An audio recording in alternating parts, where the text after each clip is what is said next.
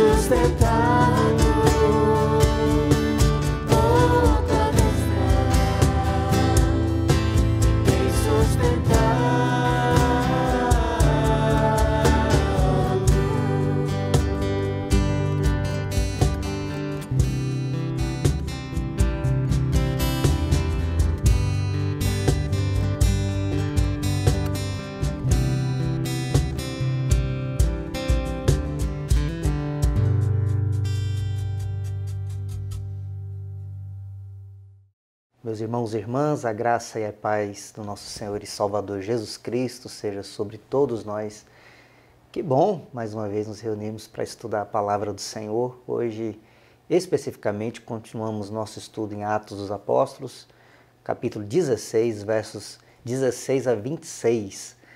Nós vamos continuar a história, de Paulo, Silas e agora Timóteo, que está junto do grupo, na cidade de Filipos. No domingo passado, conversamos sobre essa chegada em Filipos e a conversão de uma mulher chamada Lídia.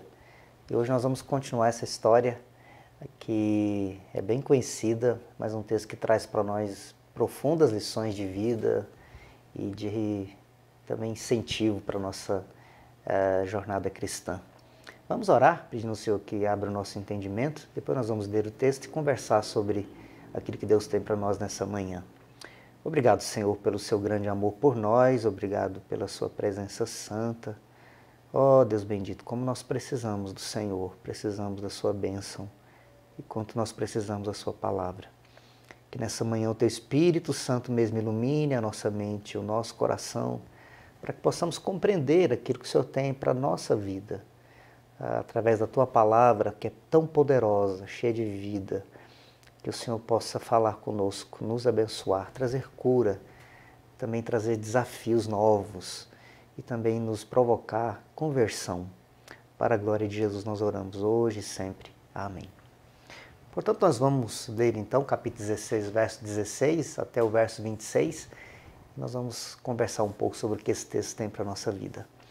Aconteceu que indo nós para o lugar de oração, veio ao nosso encontro uma jovem possuída de espírito adivinhador, a qual, adivinhando, dava grande lucro aos seus donos. O texto então nos informa que Paulo e Silas estão em direção ao mesmo lugar em que eles encontraram com Lídia. Você deve se recordar que Paulo e Silas chegam em Filipos e se dirigem ao rio, à margem do rio, onde tinha um lugar de oração. Alguns entendem que se tratava de uma sinagoga que ficava à margem do rio, cerca de 1.500 metros da cidade, do centro da cidade. Ou havia apenas um pequeno lugar, uma sala, onde algumas mulheres podiam se reunir. Em todo caso, nas sinagogas, os homens e as mulheres nunca se reuniam ao mesmo tempo. Então poderia ser o mesmo lugar, e Paulo naquele momento encontrou as mulheres, agora está retornando para a mesma sinagoga, talvez para falar agora com os homens. Isso o texto não nos informa. O fato é que ele está indo então para o mesmo lugar, para o lugar de oração, que nós já sabemos que significa uma sinagoga ou um local onde os judeus se reuniam para os momentos de oração e leitura da lei. E o texto nos diz que veio ao encontro deles uma jovem possuída de um espírito adivinhador. A palavra literalmente espírito adivinhador significa espírito de Piton. A palavra Piton inclusive uma espécie de serpente. Se refere ao nome de uma serpente que Apolo havia matado. O Deus na mitologia, o Apolo da mitologia grega, o Deus Apolo, matou essa grande serpente chamada Piton. E naquele lugar ele usou uma pitonisa para fazer previsões no chamado oráculo de Delfos. É por isso que aqui a palavra espírito de Piton se refere então a essa compreensão de que ela estava tomada pelo espírito de uma pitonisa. Na mitologia grega, o Apolo é o deus da adivinhação, é o deus das previsões oraculares. E, portanto, aqui se refere, na mitologia grega, que essa moça estava dominada por esse espírito de Piton. Na mitologia grega, esse espírito dado por Apolo, que era capaz de fazer procrastinações ou adivinhações ou previsões do futuro. O texto nos conta que essa moça dava muito lucro aos seus donos. Eu quero chamar bastante atenção para você aqui o fato de que essa moça era tomada por um espírito adivinhador. Portanto, ela falava daquilo que não lhe era próprio. Ela falava porque estava dominada por um espírito. Mas ela era também duplamente alienada, ela era duplamente dominada, né? Ela não era dona nem da sua palavra, porque a palavra que ela transmite é de uma pitonisa, mas ela também não é dona de si mesmo. Ela é propriedade, né, de homens que a utilizam para o lucro. Ela é uma anônima, uma mulher escravizada para gerar lucro, porque era tomada por esse espírito de Piton, esse espírito de adivinhação. Nós vamos depois conversar um pouco mais sobre isso, porque mais à frente Lucas vai voltar a esse conceito dessa menina escravizada e nós vamos conversar um pouco sobre essas consequências. Verso 17, seguindo a Paulo e a nós, gritava dizendo: estes homens são servos do Deus Altíssimo e anunciam a vocês o caminho da salvação. Literalmente aqui a palavra é um caminho e não o caminho, né? Esses homens são servos do Deus Altíssimo e anunciam a vocês um caminho de salvação. Então, o Lucas relata que essa pitonisa ficava gritando, né, que eles eram servos do Deus Altíssimo. Verso 18, isso repetiu por muitos dias. Nós não sabemos quantos dias, né, mas foram muitos dias, 1 semana, 2 semanas. Então Paulo, já indignado, voltando-se, disse ao Espírito: em nome de Jesus Cristo, eu ordeno que você saia dele. E na mesma hora o Espírito saiu. Então nós temos aqui o exorcismo, né? Um exorcismo bem diferente daquele que nós vemos hoje, às vezes nas televisões. Não há entrevista com o demônio, não se pergunta o nome do demônio, né? Nada disso. Paulo se vira contra aquele demônio, aquele espírito que dominava aquela menina, aquela moça, que alienava aquela moça, e diz: eu te ordeno em nome de Jesus Cristo que você saia dela. E o texto diz que na mesma hora o espírito saiu. Qual o motivo desse exorcismo? Qual é o motivo desse ato de Paulo em relação ao espírito de pitonisa, né? Eu quero chamar bastante atenção, a sua atenção para esse fato. O que ela diz? Esses homens são servos do Deus Altíssimo e que lhes mostram um caminho de salvação. O que está no conteúdo dessa palavra que Paulo se torna tão indignado e a ponto de expulsar esse espírito, esse demônio? Parece que é uma afirmação verdadeira, é uma afirmação que aponta para o Evangelho. Ou será que tem alguma coisa nesse conteúdo, dessa expressão dessa jovem, que nos dá um motivo, ou deu um motivo a Paulo para que ele expulsasse esse demônio? O que tem de demoníaco nessa expressão? Eu quero voltar lá no verso 17. Diz o texto: seguindo a Paulo e a nós, gritava dizendo: estes homens são servos do Deus Altíssimo e anunciam a vocês o caminho da salvação. Essa expressão Deus Altíssimo, ela é encontrada no Antigo Testamento em algumas vezes. É verdade que a partir de um dado momento da história de Israel, a partir especialmente do primeiro século da era cristã, os judeus pararam de usar essa expressão. Já não se encontram mais escritos dos judeus em relação a Deus sendo chamado de Deus Altíssimo, por conta do fato de que esse título é aplicado a Zeus como a divindade, era aplicado também à deusa mãe na Lídia, a Ísis, né, no Egito, e ao Baal na Síria.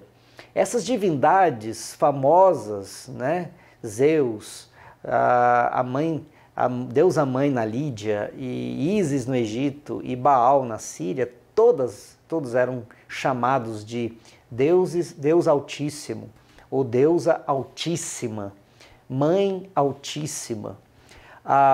Então, há uma compreensão muito interessante aqui, porque, na verdade, quando ela diz, vocês são servos do Deus Altíssimo, e anunciam um caminho de salvação, nós temos uma junção muito complexa, porque o que esse Espírito está dizendo é que aqueles homens representam um Deus Altíssimo, entre outros tantos deuses, como Zeus, como a deusa mãe na Lídia, como Ísis no Egito, como Baal na Síria, que cada um desses tem um caminho para a salvação. E esses homens estavam anunciando, Paulo, Silas e Timóteo, e talvez o Lucas, estão anunciando, em nome do Deus Altíssimo, um caminho de salvação.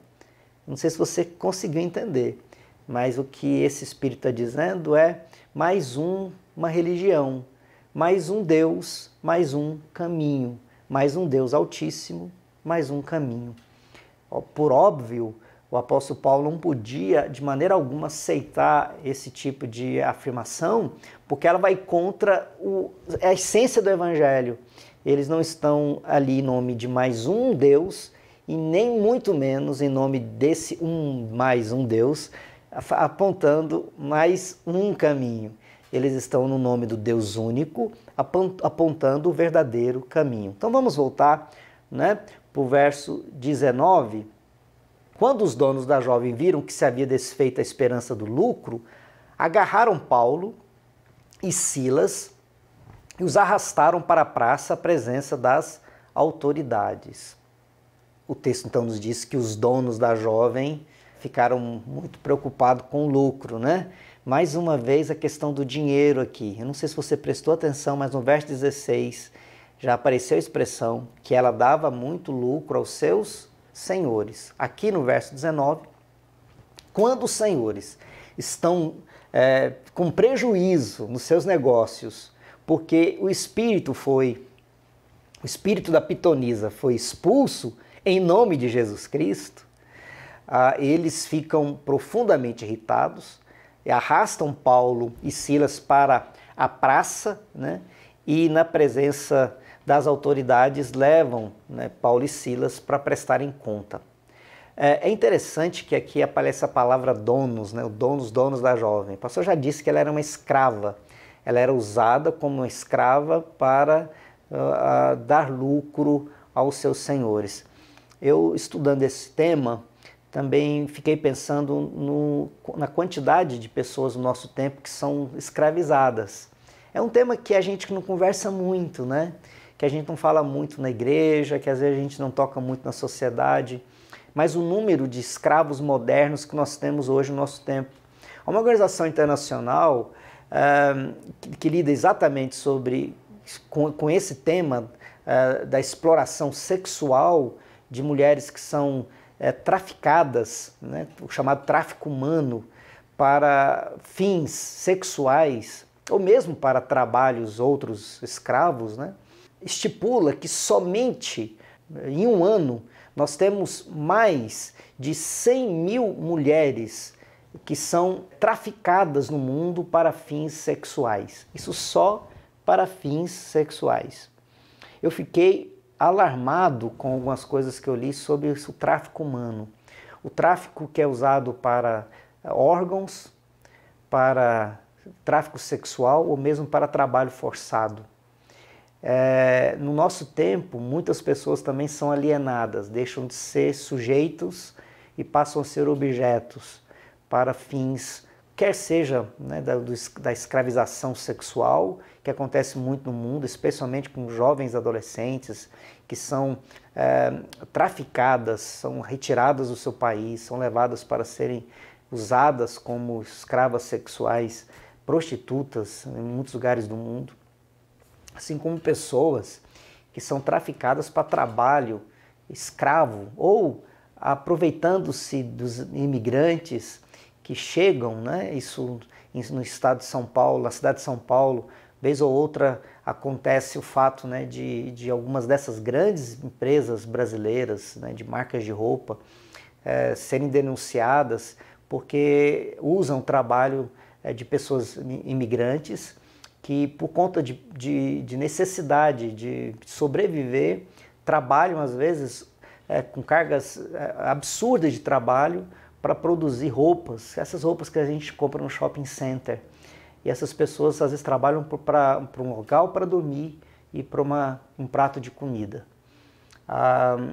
É uma coisa para a gente pensar, que os escravos modernos continuam aí no nosso meio e que da mesma maneira como Paulo, nós também somos chamados para expulsar esses demônios, né? E pedir que homens possam utilizar dessas pessoas para os seus fins lucrativos.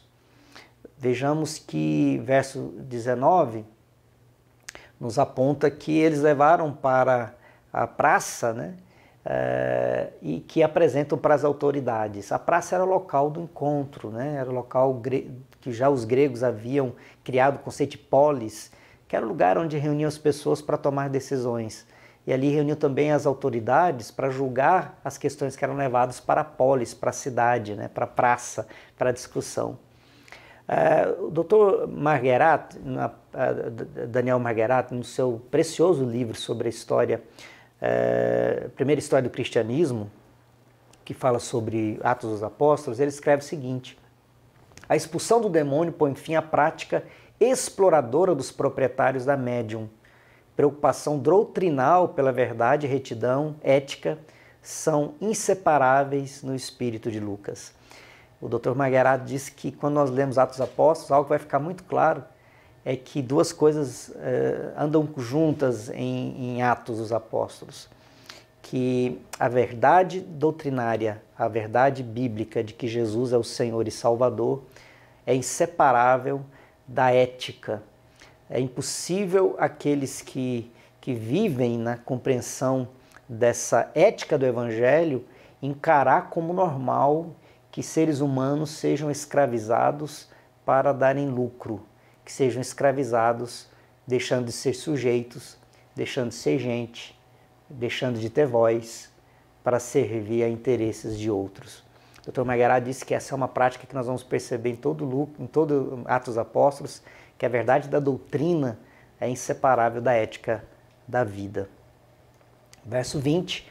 E levando-os aos magistrados, disseram: estes homens, sendo judeus, perturbam a nossa cidade, propagando costumes que não podemos aceitar nem praticar porque somos romanos. Veja que, primeiramente, é interessante notar que Lucas usa a palavra técnica exata, como os romanos chamavam os juízes das suas cidades, né?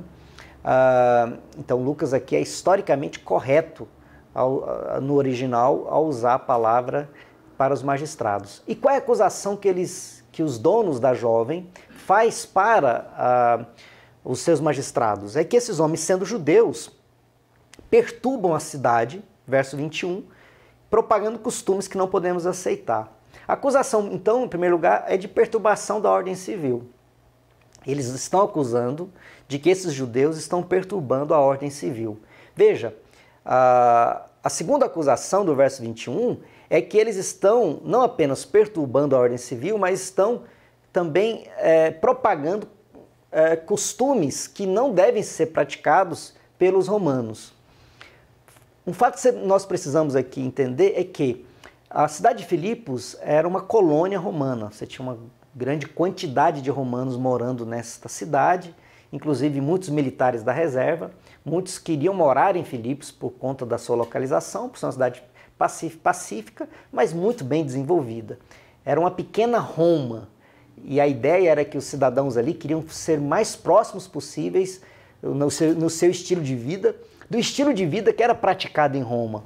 Então eles não queriam de maneira alguma que tivesse qualquer perturbação que pudesse acusá-los de não serem iguais à cidade de Roma, no seu comportamento, nos seus costumes. Mas por que então os judeus são considerados como aqueles que estavam perturbando a ordem civil e estavam, de alguma maneira, atacando os bons costumes da cidade de Filipos? Por dois motivos.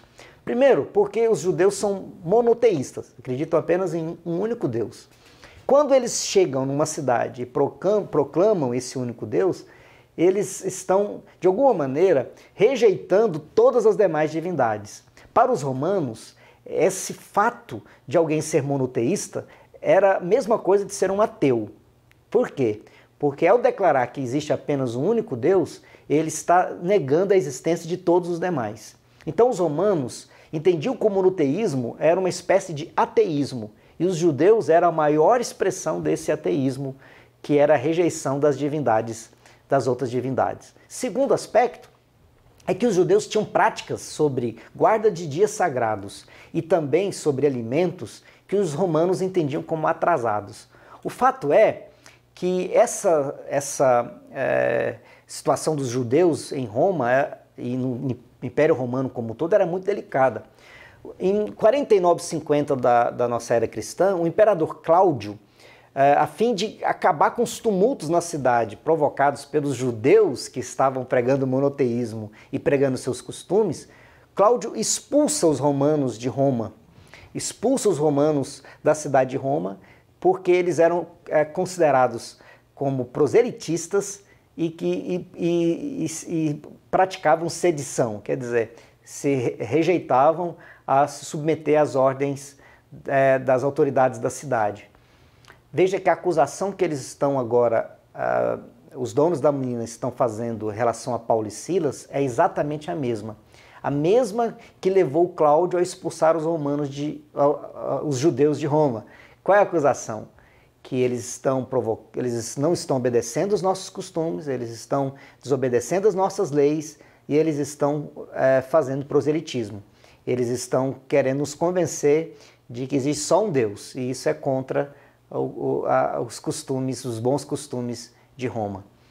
Veja que o verso 22 então continua dizendo: então a multidão se levantou unida contra eles, e os magistrados, rasgando-lhe as roupas, mandaram açoitá-los com varas.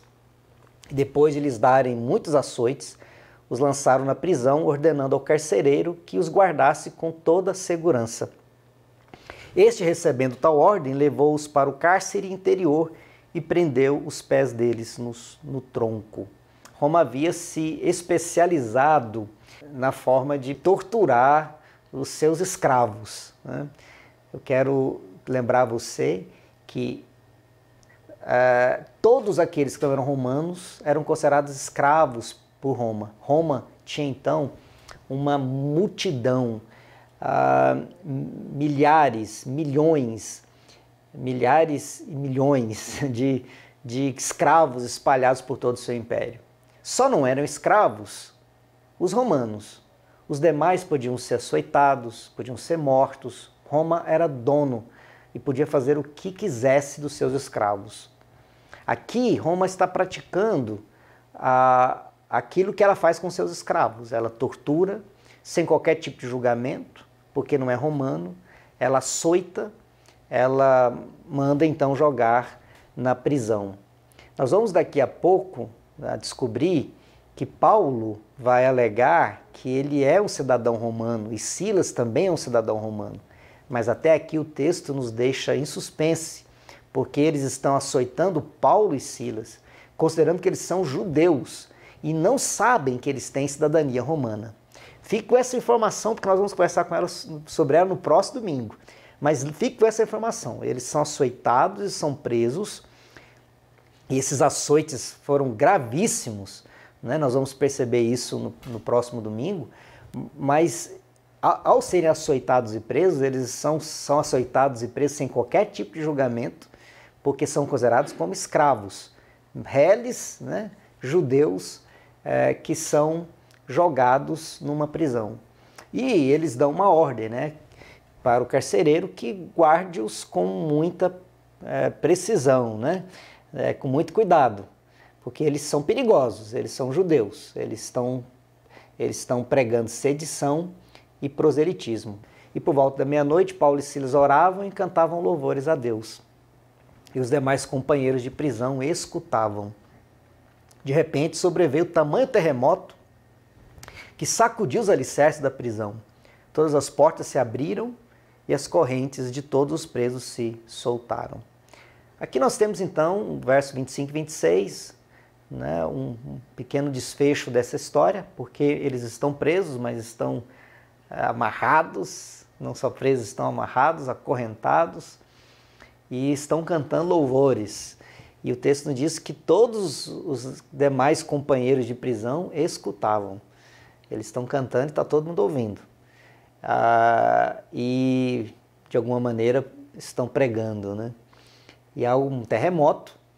O texto não nos diz que esse terremoto foi causado por uma ordem de Deus, ou se foi uma mera coincidência, né? Eles estão presos e acontece o terremoto.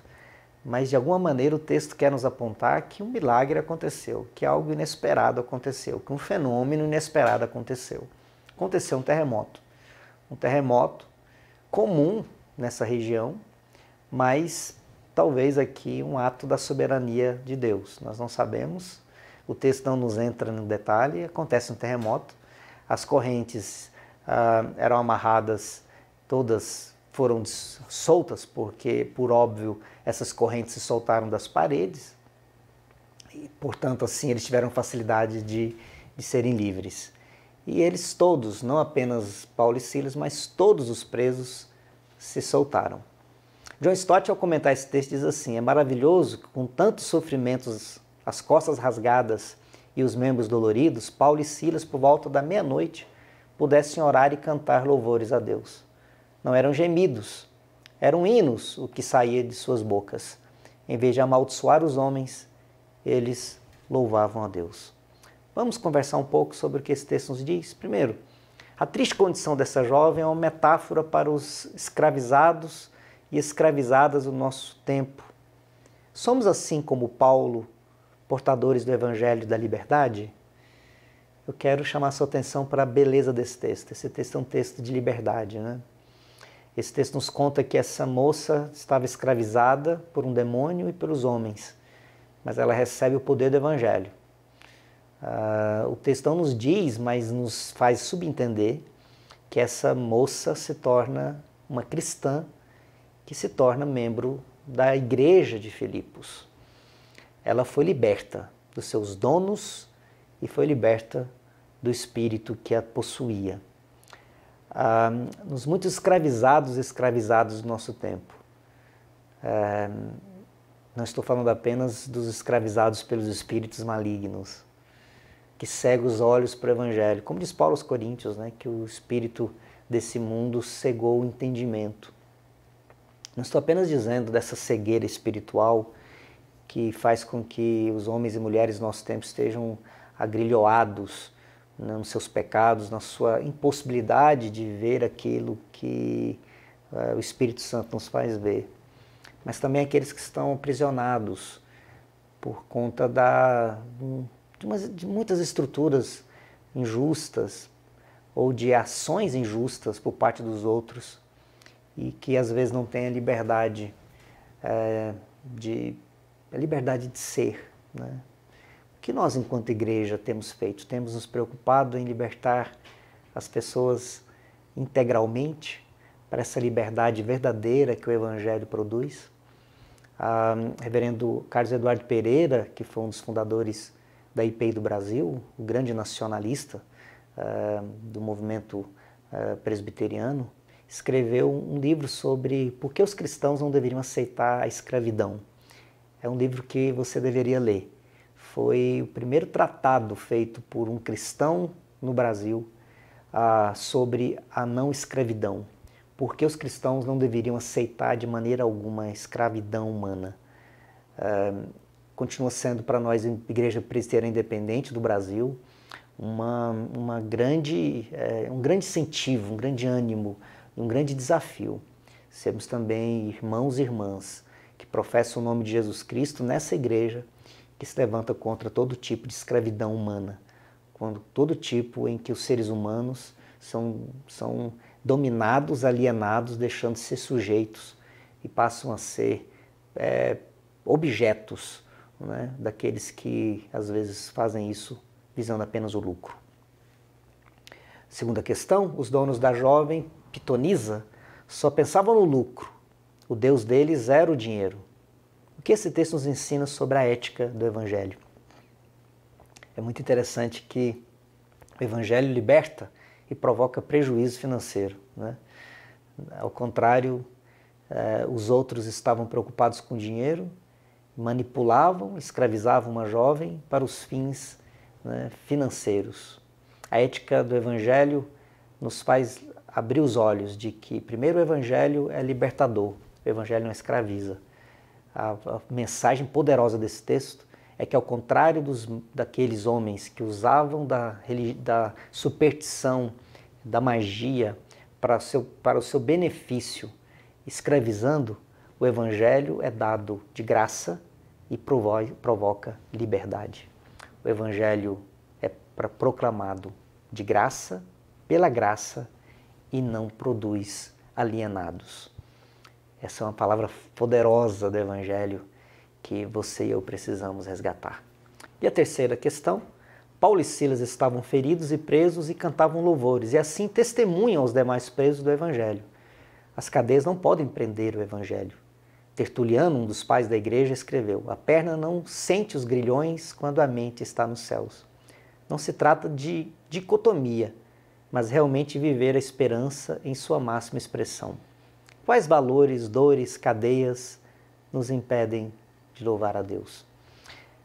Eu coloquei aqui, né, que não se trata de dicotomia, porque a palavra dicotomia significa separação entre corpo e espírito, né? A gente fala que é dicotomia quando a gente valoriza demais as coisas espirituais e nega o corpo, nega a vida, né, que a gente vive aqui na integralidade. O Evangelho não é dicotômico, no sentido de que a gente valoriza só as coisas do espírito e não valoriza o corpo. Paulo vai dizer que o nosso corpo é templo do Espírito. Nós devemos cuidar dele. É maravilhoso como o Evangelho une, né? Nós somos seres que vivem integralmente, e a vida cristã se revela na espiritualidade de maneira integral. Portanto, não se trata de dicotomia. Não se trata de não sentir dor, de dizer que a gente não sente dor, que a gente não tem sofrimento. Não se trata disso. A gente passa por situações difíceis. Estamos vivendo uma situação difícil no nosso país, de isolamento, espera de uma vacina, o estresse causado por isso, as perdas financeiras, pequenas empresas e grandes empresas sofrendo, as coisas no mercado ficando mais caro, o nosso dinheiro ficando mais sem valor, né? Todas essas situações, elas precisam ser encaradas de maneira séria, elas não podem ser espiritualizadas, negadas, né? Nós vivemos num mundo em que as situações à nossa volta nos provocam tristeza, nos provocam dor, mas o que nos faz, né? Quais dores, quais valores, quais cadeias nós temos em nós que nos impedem de louvar, inclusive nessas situações? Eu quero deixar essa pergunta para o seu coração. O que está fazendo você deixar de louvar? Vamos orar? Obrigado, Senhor, nós te adoramos pela sua palavra, te adoramos pelo poder do Evangelho que liberta. Faz-nos, ó Deus eterno, cada um de nós, homens e mulheres, jovens e adolescentes. Faz essa igreja, IPI Central de Brasília, cada um de nós sermos, enquanto membros dessa igreja, enquanto parte do povo de Deus, aqui nesse lugar, como gente que ama Jesus Cristo, que possamos também, ó Deus, proclamar essa libertação que há no nome de Jesus. Liberdade para aqueles que precisam, porque estão escravizados, alienados. Alienados às vezes pela religião, dominados por espíritos supersticiosos, dominados por mentiras, dominados por outros, que eles fazem, ó Deus, como escravos, dominados por religiões, que às vezes se dizem até cristãs, mas que escravizam, alienam, tiram, ó Deus eterno, a liberdade, tiram o raciocínio, tiram a capacidade de pensar, provocam nas pessoas o pior de todos os males, que é tornar o sujeito alienado, incapaz de viver a vida, raciocinar, de viver a vida com a liberdade que Jesus Cristo nos chamou. Foi para a liberdade que o Filho nos chamou. Essa é a palavra boa de Jesus. Eis que o Filho vos chamou para serem livres. Obrigado, Jesus, por essa palavra de salvação. Obrigado por essa palavra de liberdade. Faz com que não sejamos apenas aqueles que vivem nessa liberdade, mas que proclamam essa liberdade.